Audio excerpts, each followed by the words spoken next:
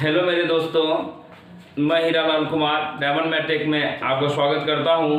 अगर आप मेरे चैनल पर नए हैं तो चैनल को सब्सक्राइब जरूर कीजिएगा।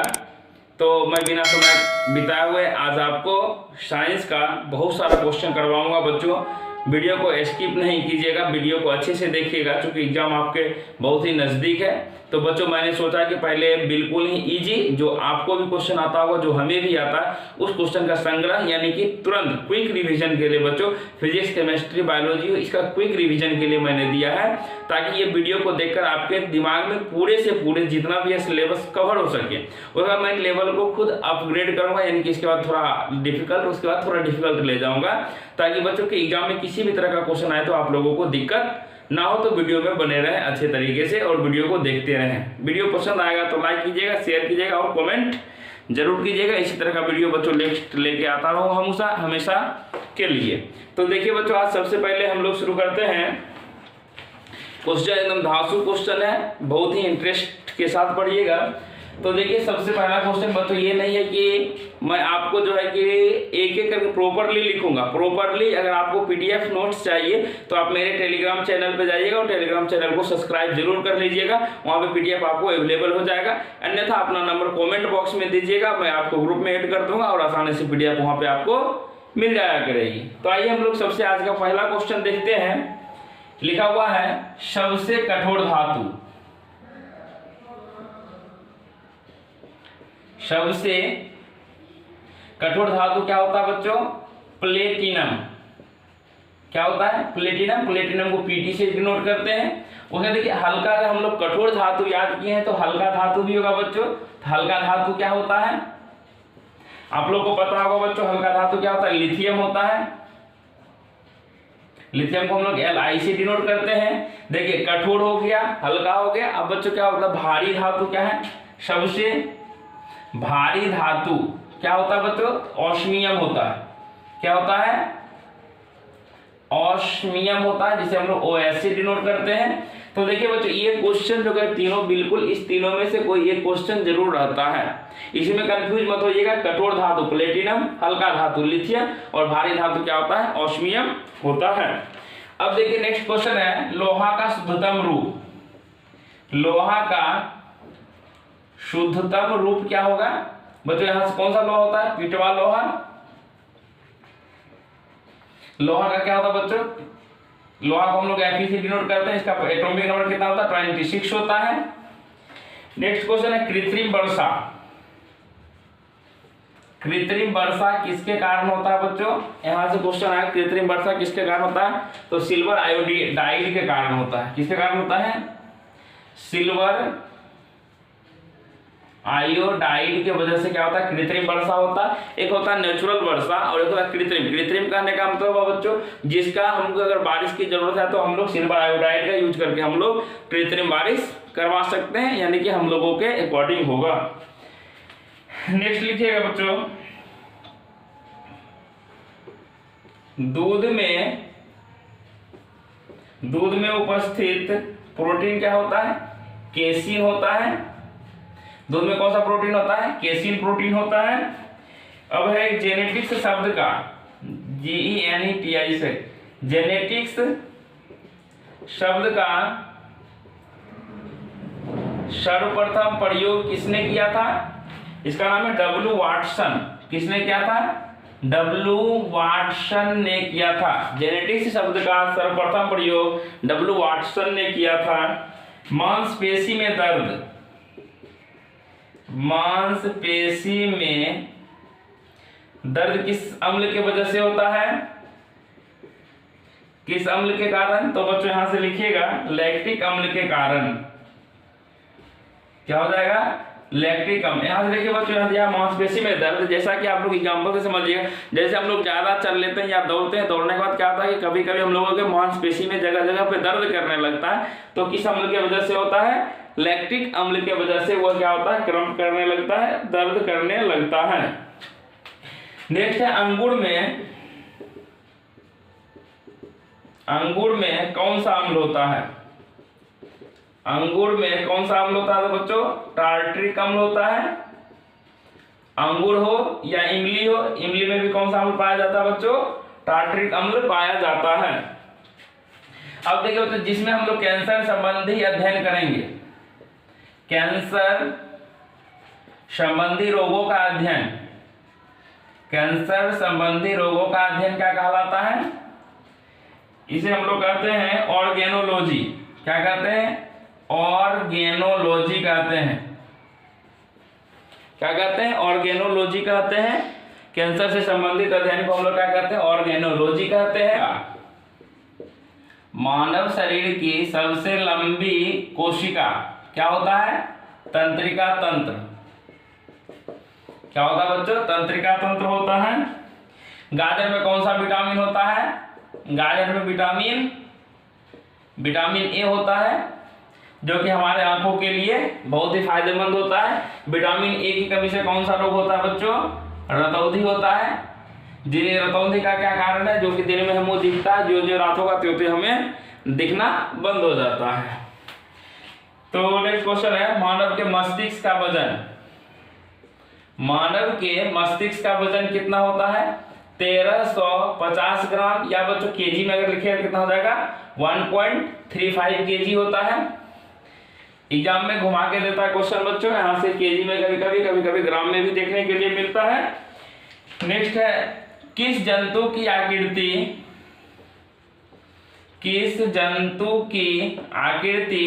पैर की चप्पल की तरह होती है?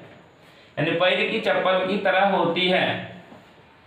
क्या आंसर हो जाएगा बच्चों?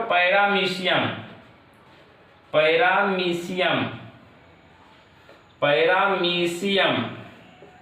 नेक्स्ट क्वेश्चन लिखिएगा बच्चों, परमाणु बम किस पर आधारित होता है? नाभिकीय संलयन या नाभिकीय विखंडन। तो परमाणु बम नाभिकीय विखंडन पर आधारित होता है। किस पर होता है बच्चों? नाभिकीय विखंडन पर आधारित होता है। जबकि हाइड्रोजन बम किस पर आधारित होता है? नाभिकीय संलयन पर।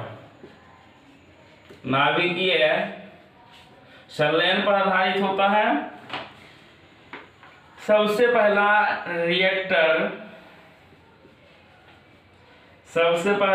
नाभिकीय रिएक्टर की खोज किसने किया था? नाभिकीय रिएक्टर बोलते बच्चों, रिएक्टर नहीं कहते। नाभिकीय रिएक्टर की खोज कौन किया था? किसके द्वारा खोजा गया था? फर्मी के द्वारा खोजा गया था। अब देखिए, परमाणु ईंधन के रूप में उपयोग होता है। परमाणु ईंधन के रूप में किसका हम लोग बच्चों उपयोग करते हैं? तो जैसा कि आप लोग को पता होगा, यूरेनियम का करते हैं, थोरियम का करते हैं, यूरेनियम, थोरियम और प्लूटोनियम का हम लोग क्या करते हैं बच्चों? इस सब का यूज जो है कि हम लोग यूरेनियम को कैपिटल यू से, इसको टी एच से डिनोट करते हैं, प्लूटोनियम को पीटी से डिनोट करते हैं, पीटी से। ठीक है, तो इसमें बच्चों क्वेश्चन जो आया था एग्जाम में आया था कि परमाणु ईंधन के रूप में उपयोग नहीं होता है। हम लोग याद करते हैं होता है, तो 3 ऑप्शन था बच्चों, यूरेनियम, थोरियम, प्लूटोनियम और लेड था, शीशा। यानी शीशा का प्रयोग हम लोग क्या करेंगे? ईंधन के रूप में नहीं करेंगे। लेकिन क्वेश्चन में बच्चों क्या था दिया हुआ? परमाणु ईंधन के रूप में उपयोग नहीं होता है। लेकिन हम आपको याद करवा दिए हैं क्या क्या चीज का हम लोग यूज कर सकते हैं। तो यूरेनियम, थोरियम और प्लूटोनियम का यूज हम लोग कर सकते हैं आसानी से। अब देखिए नेक्स्ट क्वेश्चन हम लोग देखते हैं। नेक्स्ट क्वेश्चन क्या है? देखिए, लकवा जो मारता है बच्चों, लकवा जो होता है किस विटामिन की कमी से होता है? विटामिन B7 की कमी से क्या होता है? लकवा मारता है। इसे देखिए जो कॉमन क्वेश्चन है, लकवा किस बीमारी की कमी से, विटामिन की कमी से होता है? विटामिन B7 की कमी से होता है। अब देखिए, घर में हम लोग क्या करते हैं? लैंप जलाते हैं या तेल की बत्ती जो है, तेल की बत्ती में तेल ऊपर चढ़ता है, किसकी वजह से? केशिक तत्व के कारण। केशिक तत्व के कारण इंग्लिश में हो गया तो बच्चों क्या होता है?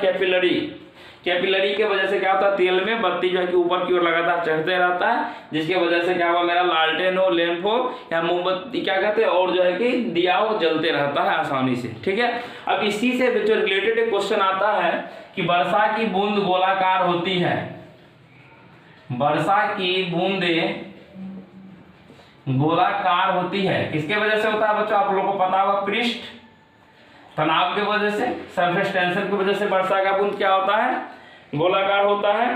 कोशिका के अंदर, ये सभी बच्चों बहुत अच्छा क्वेश्चन है। कोशिका के अंदर ऊर्जा का निर्माण, ऊर्जा का निर्माण किसके वजह से होता है? माइटोकॉन्ड्रिया के वजह से होता है।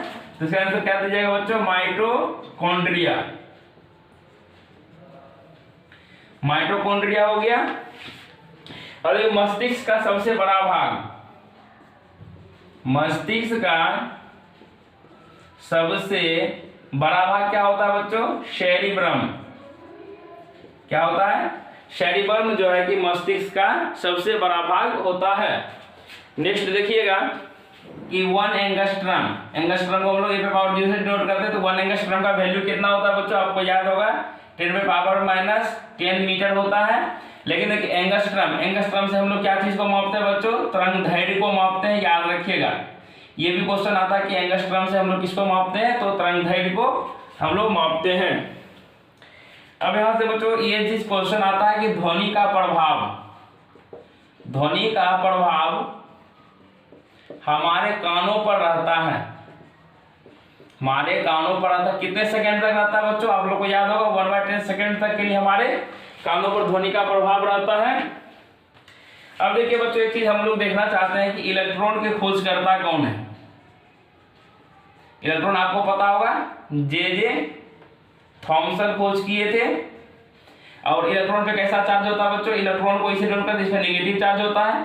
उसके बाद हम लोग देख लेते हैं प्रोटॉन के खोजकर्ता कौन है। तो आपको पता होगा कि गोल्डस्टीन है, प्रोटॉन के खोजकर्ता है गोल्डस्टीन। प्रोटॉन पे पॉजिटिव चार्ज होता है, जबकि बच्चों न्यूट्रॉन पे कैसा चार्ज होता है? न्यूट्रॉन जो है कि चार्जलेस होता है। और इसका खोजकर्ता कौन है? ये न्यूट्रॉन के खोजकर्ता कौन है? James Chadwick. James Chadwick neutron के खोज करता है।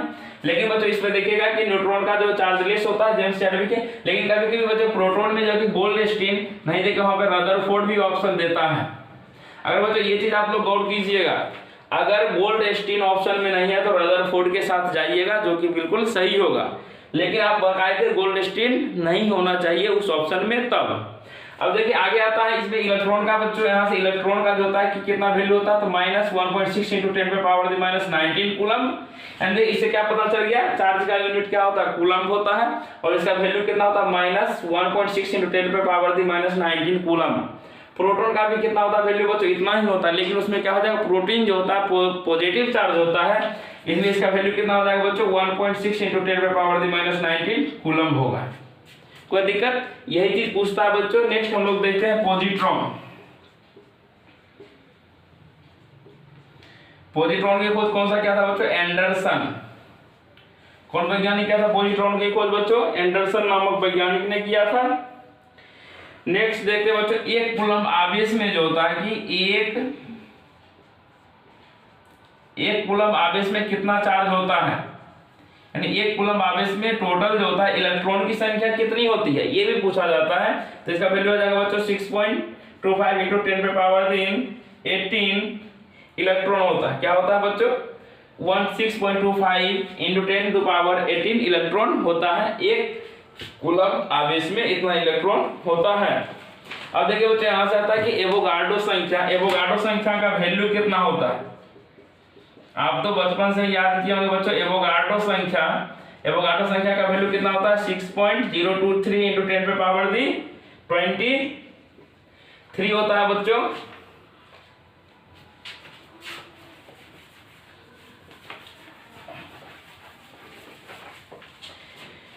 नेक्स्ट देखिएगा, नेक्स्ट में देखेंगे वो जो दूरी नापने की सबसे बड़ी इकाई, दूरी नापने की सबसे बड़ी इकाई क्या होता है? पारसेक होता है। क्या होता है बच्चों? पारसेक होता है। अब यहां से आता है 1 लाइट ईयर, यानी 1 प्रकाश वर्ष जो है किसके बराबर होता है? तो 9.46 × 10⁻, कितना होता है बच्चों? 9.46 × 10⁻ 15 मीटर। देखिए कि एग्जामिनर तेज होता है, क्या करता है वो किलोमीटर में भी ऑप्शन देता है, तो वहाँ क्या आ जाएगा 9.46 × 10⁻12 किलोमीटर के बराबर होगा। ये दोनों ध्यान दीजिएगा बच्चों। एक फर्मी बराबर कितना मीटर होता है, 10⁻⁻15 मीटर होता है। ये क्वेश्चन तो बच्चों जरूरी एग्जाम में पूछता है, 1 फर्मी बराबर कितना मीटर होता है। यहाँ से एक इक्वेशन आप लोग देखते होंगे, E बराबर mc²। ये पूछता है कि कौन सा वैज्ञानिक दिया है, तो कौन सा वैज्ञानिक दिया बच्चों, आइंस्टीन नामक वैज्ञानिक जो है कि E बराबर mc² का इक्वेशन दिए हैं। विद्युत धारा का ऐसा यूनिट क्या होता है बच्चों, विद्युत धारा एम्पियर।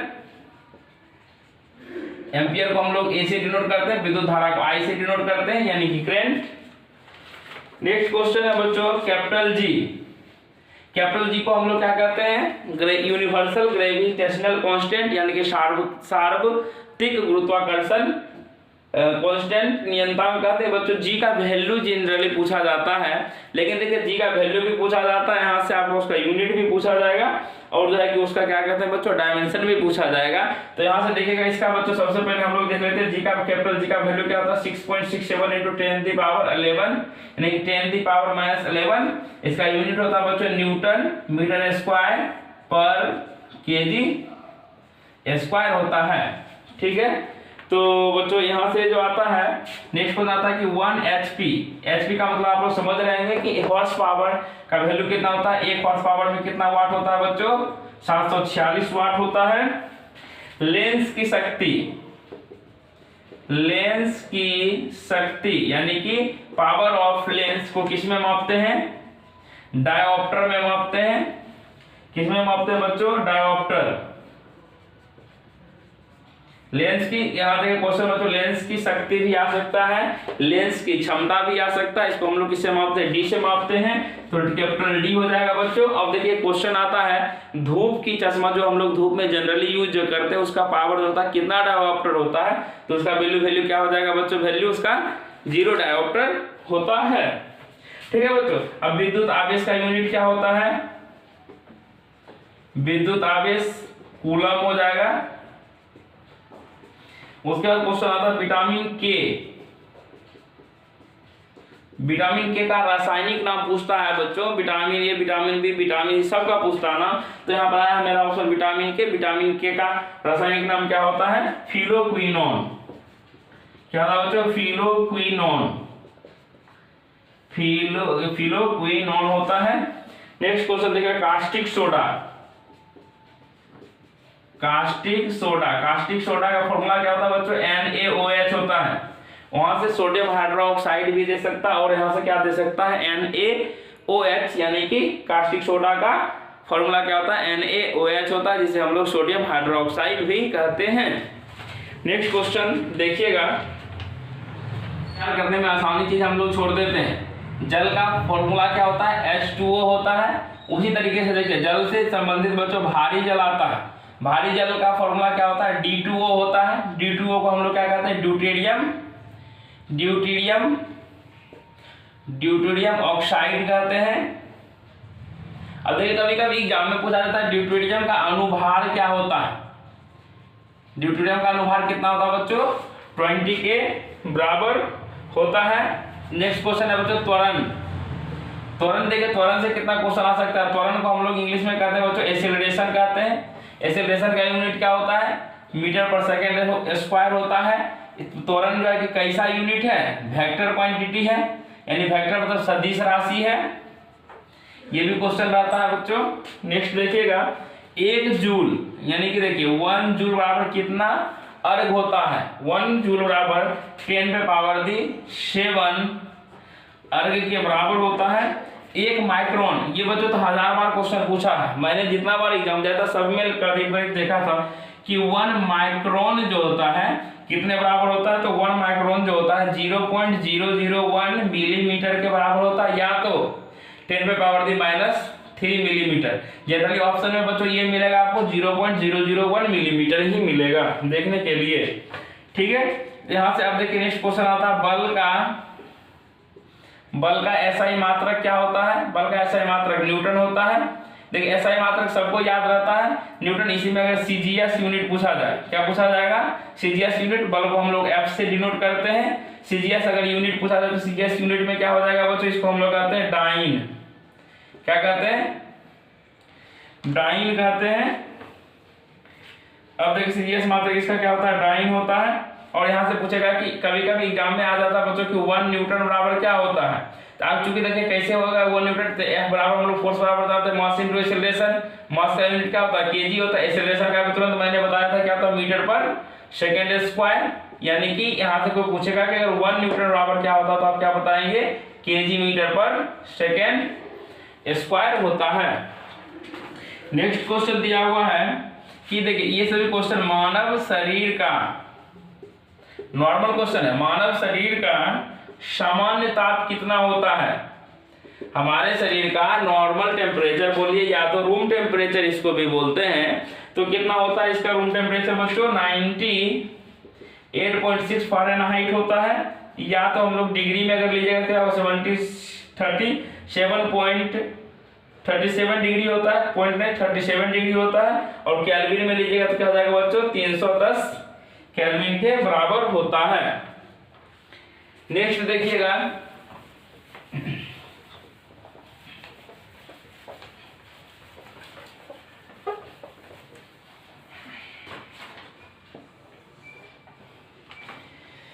सबसे अधिक तरंगदैर्घ्य, यानी कि सबसे अधिक तरंगदैर्घ्य जो किस रंग का होता है बच्चों?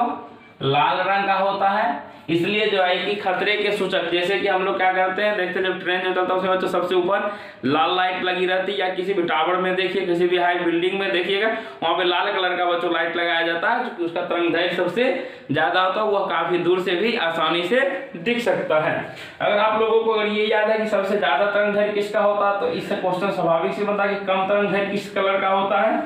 तो इसका आंसर कितना हो जाएगा बच्चों? कौन सा आंसर हो जाएगा? बैंगनी रंग का सबसे कम तरंगदैर्घ्य होता है।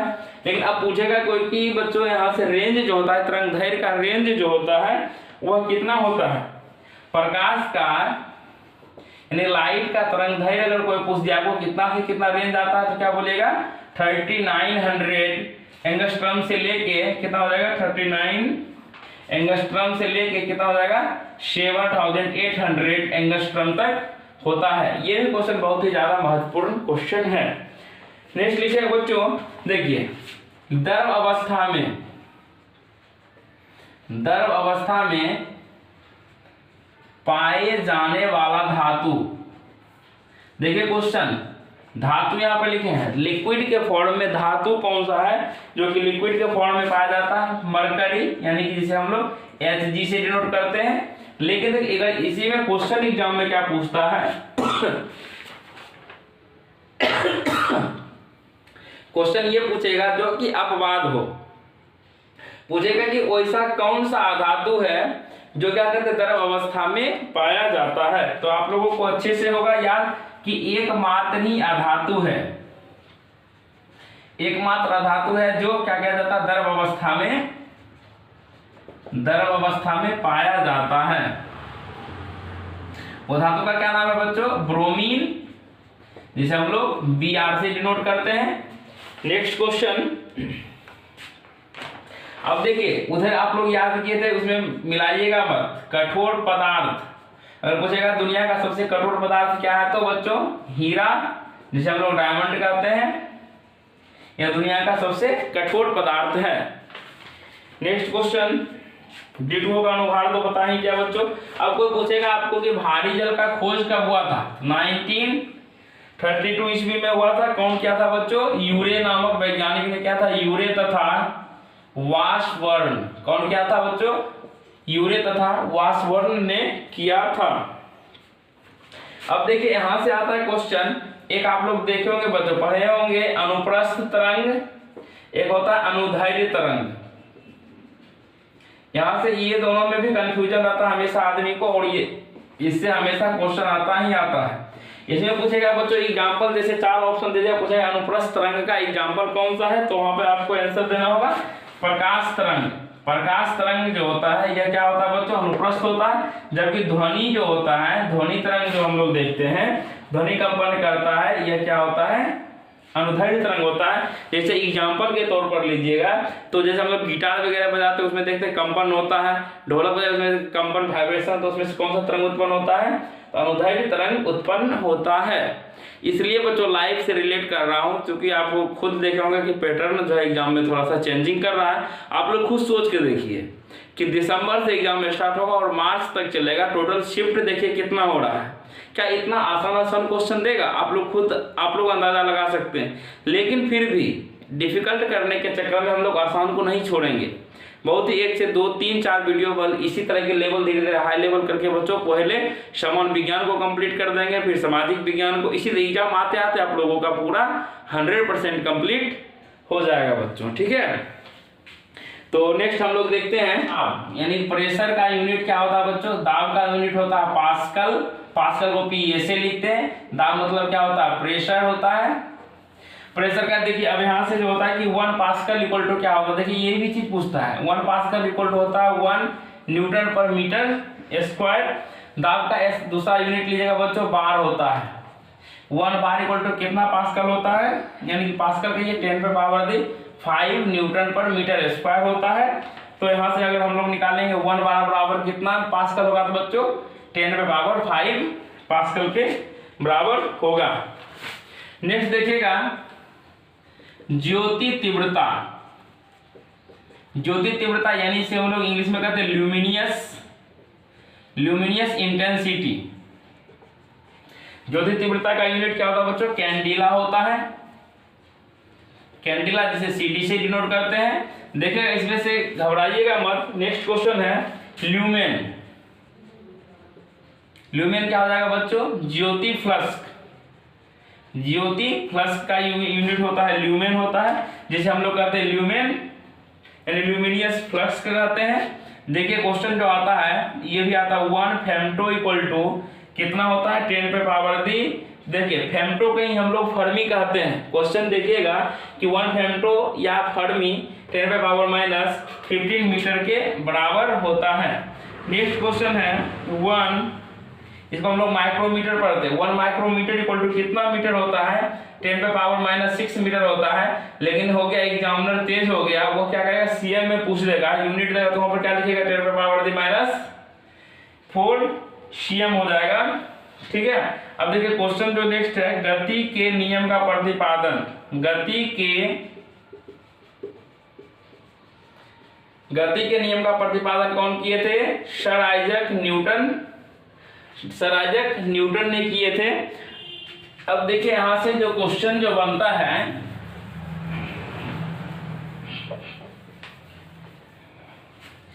इससे देखिए कितना क्वेश्चन बनता है। गति के नियम का प्रतिपादन किसने किया था, सर आइजैक न्यूटन ने किया था। सबसे पहला क्वेश्चन ये बनता है। दूसरा बात है बच्चों यहां से देखिए सर आइजैक न्यूटन जो है कि यह क्या किए थे, यहां से एक बुक लिखे थे। न्यूटन साहब जो है कि कब बुक लिखे थे, 1687 ईस्वी में लिखे थे। कौन सा बुक लिखे थे, प्रिंसिपिया नामक एक बुक लिखे थे। जिस बुक का प्रिंसिपिया नामक बुक लिखे थे और इसी प्रिंसिपिया में जो है न्यूटन के गति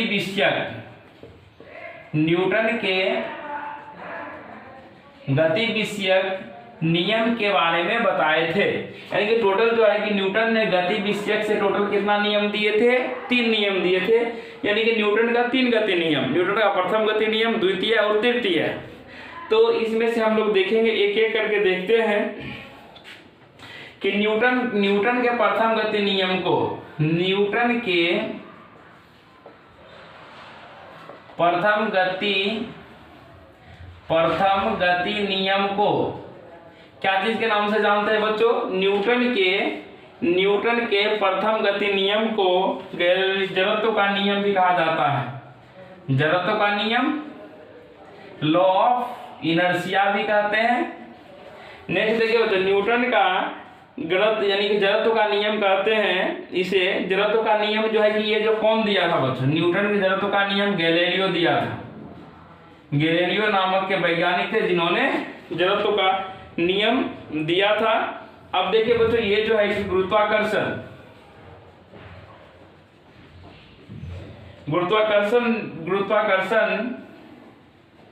नियमों के, गुरुत्वाकर्षण नियमों के आविष्कारक कौन थे? तो न्यूटन साहब थे।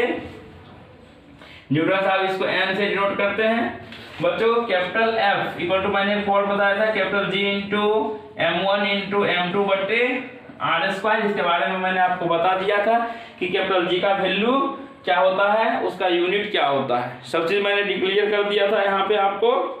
अब देखिए लास्ट क्वेश्चन आज का, कि रॉकेट जो है, कि हम लोग रॉकेट किस सिद्धांत पर वर्क करता है? रॉकेट किस सिद्धांत पर कार्य करता है? रॉकेट जो हो जाएगा बच्चों, संवेग संरक्षण किस पर काम करता है? संवेग संरक्षण सिद्धांत पर काम करता है। संवेग संरक्षण सिद्धांत पर काम करता है। तो बच्चों उम्मीद करता हूं कि आज आपको कम से कम 50 से 60 क्वेश्चन बताया होगा मैंने, जिसका लेवल बच्चों बिल्कुल जीरो होगा। और ये चीज आप लोग गौर कीजिएगा एक चीज, कि बच्चों ये जितना भी मैंने बताया कि यहाँ से राइटिंग थोड़ा सा बच्चों क्लियरली नहीं है, सिर्फ आपको क्विक रिवीजन के लिए आप लोग अच्छे से हेडफोन लगाइए या अच्छे से बच्चों ध्यान से सिर्फ क्वेश्चन को एक लाइन से सुनेंगे। आपको कुछ ही देर में आप कमेंट कीजिएगा कि अपना नंबर व्हाट्सएप का, अगर ग्रुप में नहीं जुड़े हैं तो बच्चों वहां से पीडीएफ आपको मिल जाएगी, और टेलीग्राम चैनल का लिंक डिस्क्रिप्शन में, वहां से डाउनलोड कर लीजिएगा बच्चों, वहां से आपको भी पीडीएफ मिल जाएगी। इसी तरह का बच्चों हम लोग लो लेवल से हाई लेवल की ओर चलेंगे। और एक चीज अंत में ये कहना चाहूंगा बच्चों, मैं आपके लिए दिन रात एक करके मेहनत करूंगा बच्चों। तब तक के लिए आप लोग अपने फैमिली को जल्द से 1K के पास पहुंचा दीजिए। तब तक के लिए बच्चों आपसे विदा लेते हैं, फिर इसी जोश के साथ हम लोग मिलते हैं नए वीडियो के साथ। कल जो हम लोग पढ़ेंगे बच्चों SST, जिसमें उसमें हिस्ट्री, ज्योग्राफी, सिविक्स जितना भी हो, जो क्वेश्चन प्रीवियस ईयर में पूछा गया उसी क्वेश्चन इसी उमंग के साथ मिलेंगे। तब तक के लिए बच्चों आपसे विदा लेते हैं। थैंक यू, धन्यवाद, जय हिंद, जय भारत।